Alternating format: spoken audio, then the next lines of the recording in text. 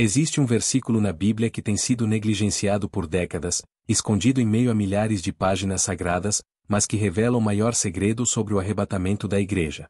E hoje, pela primeira vez, você descobrirá essa verdade transformadora que pode mudar completamente sua preparação espiritual para o encontro com Cristo. O que estou prestes a compartilhar com você não é uma teoria ou interpretação humana, mas uma revelação direta das Escrituras que permaneceu oculta aos olhos de muitos por tempo demais.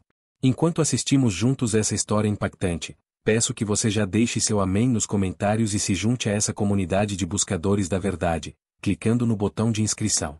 Porque o que você está prestes a descobrir pode ser a chave que faltava para a sua vida espiritual. Há 2000 anos, um homem chamado Paulo de Tarso recebeu uma visão extraordinária. Não era apenas mais uma experiência mística, mas uma revelação direta do próprio Cristo ressurreto sobre eventos futuros que ainda hoje fazem nosso coração acelerar de expectativa. Paulo estava na ilha de Patmos? Não, meus queridos. Paulo estava em suas viagens missionárias quando recebeu esta revelação específica sobre o arrebatamento, que ele registrou cuidadosamente na primeira carta aos Tessalonicenses. Mas aqui está o mistério que poucos compreenderam. Paulo não escreveu sobre o arrebatamento apenas uma vez. Ele revelou detalhes específicos espalhados por suas cartas, criando um quebra-cabeças profético que somente agora, nos últimos dias, estamos começando a compreender completamente. E há um versículo em particular que tem sido lido milhões de vezes, mas jamais verdadeiramente compreendido em sua magnitude profética. Vamos voltar ao ano 51 depois de Cristo. Paulo está em Corinto, uma cidade mergulhada em paganismo e imoralidade. Era um lugar onde os deuses gregos ainda eram adorados com fervor, onde a prostituição sagrada acontecia nos templos, onde a sabedoria humana era exaltada acima de qualquer revelação divina. Neste contexto hostil, Paulo recebe uma das mais extraordinárias revelações sobre o futuro da Igreja. A Igreja em Tessalônica estava passando por intensa perseguição. Cristãos estavam sendo presos, torturados e mortos por sua fé. Muitos começaram a questionar: e se Cristo não voltar a tempo? E se morrermos antes do arrebatamento? Perdemos nossa chance de encontrar o Senhor nos ares. Era uma angústia real, uma dor profunda que atingia o coração de cada crente daquela época.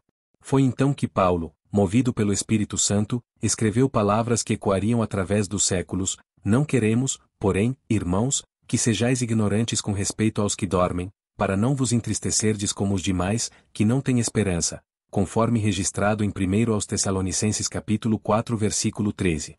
Mas atenção para o que vem a seguir, porque aqui está a chave que muitos perderam. Paulo continua: porquanto o Senhor mesmo, dada a sua palavra de ordem, ouvida a voz do arcanjo e ressoada a trombeta de Deus, descerá dos céus, e os mortos em Cristo ressuscitarão primeiro. Esta é 1 aos Tessalonicenses capítulo 4 versículo 16. Agora preste atenção em cada palavra, porque aqui está o segredo escondido. Depois nós, os vivos, os que ficarmos, seremos arrebatados juntamente com eles, entre nuvens, para o encontro do Senhor nos ares, e, assim, estaremos sempre com o Senhor.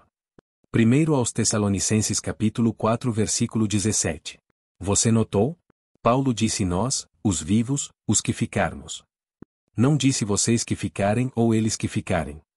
Paulo incluiu a si mesmo entre aqueles que estariam vivos no momento do arrebatamento. Mas Paulo morreu há quase 2000 anos. Como isso é possível? Aqui está a revelação que sua igreja nunca explicou adequadamente. Paulo estava falando profeticamente sobre uma geração específica. Uma geração que veria sinais únicos, eventos sem precedentes, um cumprimento profético tão claro que não haveria dúvida sobre a proximidade do arrebatamento. E meus queridos, essa geração somos nós. Pense nos sinais ao nosso redor. Em Mateus capítulo 24, Jesus descreveu os sinais dos últimos tempos: guerras, rumores de guerras, fomes, pestes e terremotos em vários lugares. Já vimos tudo isso, mas com uma intensidade nunca antes experimentada na história da humanidade. No Brasil, vemos uma apostasia crescente. Igrejas que antes pregavam a sã doutrina agora abraçam filosofias mundanas. O evangelho da prosperidade substituiu a mensagem da cruz. A teologia da libertação misturou marxismo com cristianismo. Exatamente como Paulo profetizou em 2 Timóteo capítulo 3 versículo 5, tendo forma de piedade, negando-lhe, entretanto, o poder. Mas há algo ainda mais específico que Paulo revelou, e que está diretamente conectado aos nossos dias. Em 2 aos Tessalonicenses capítulo 2 versículo 3, ele escreve: ninguém, de nenhum modo, vos engane, porque isto não acontecerá sem que primeiro venha a apostasia e seja revelado o homem da iniquidade, o filho da perdição. A apostasia já está aqui. Vemos denominações inteiras abandonando verdades bíblicas fundamentais. Vemos líderes religiosos negando a divindade de Cristo, a autoridade das Escrituras, a realidade do pecado. É exatamente o que Paulo previu que aconteceria antes do arrebatamento. E o homem da iniquidade? Os sinais de sua manifestação nunca foram tão claros. Pela primeira vez na história, temos a tecnologia necessária para implementar um governo mundial, uma economia global centralizada, um sistema de controle populacional que tornaria possível o cumprimento das profecias de Apocalipse capítulo 13. Mas aqui está o versículo que sua igreja nunca leu adequadamente, a chave para compreender o timing do arrebatamento.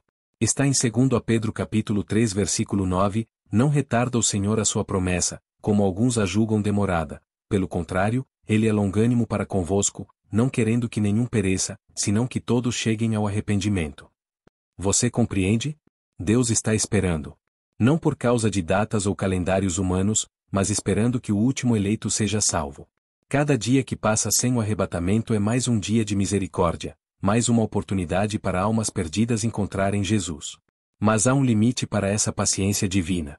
Em Gênesis capítulo 6 versículo 3, Deus disse: o meu espírito não agirá para sempre no homem. E em Apocalipse capítulo 3 versículo 20, Jesus bate à porta do coração humano, mas essa porta não permanecerá aberta indefinidamente. Agora quero compartilhar com você algo que mudará completamente sua perspectiva sobre o arrebatamento. Paulo revelou em 1 aos Coríntios capítulo 15 versículo 52 um detalhe crucial: num momento, no abrir e fechar de olhos, ao ressoar da última trombeta, a trombeta soará, os mortos ressuscitarão incorruptíveis, e nós seremos transformados. Num abrir e fechar de olhos. O termo grego usado aqui é átomos, de onde vem nossa palavra átomo. Paulo estava descrevendo um evento que aconteceria no menor período de tempo divisível. Mais rápido que um piscar de olhos. Mais rápido que um pensamento.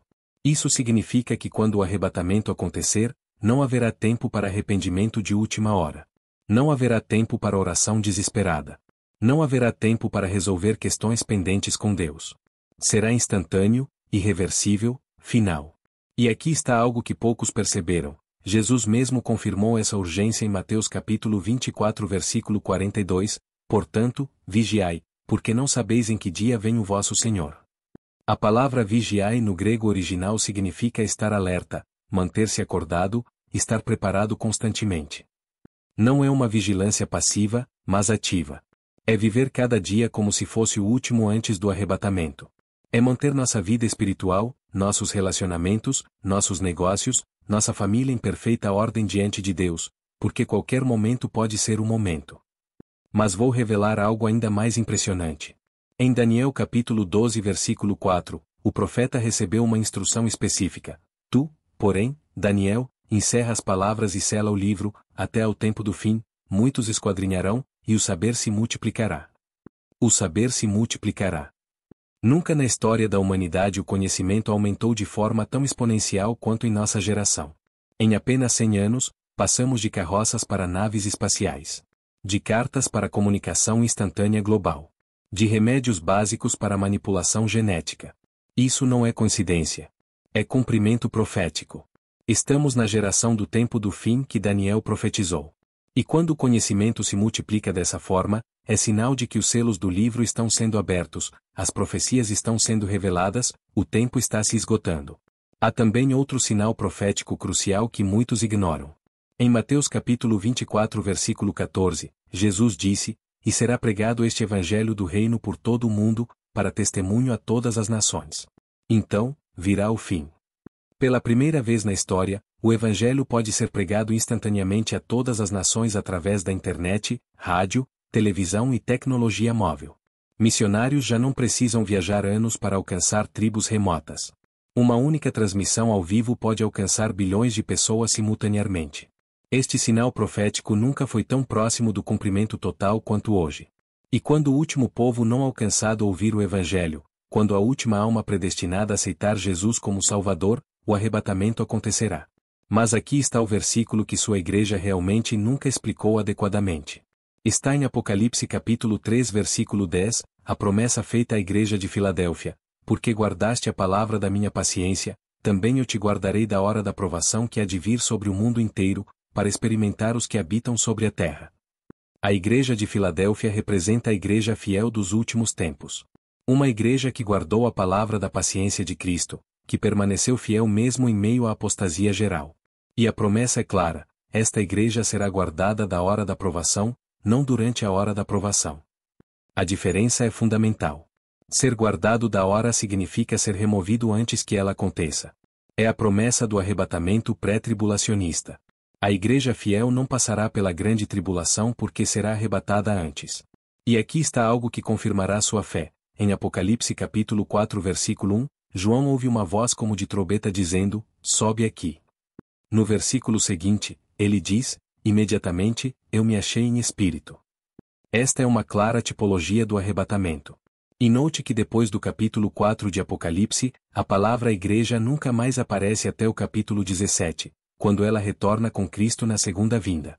Isso confirma que a igreja estará no céu durante toda a grande tribulação, que durará 7 anos, conforme profetizado na visão das 70 semanas de Daniel capítulo 9.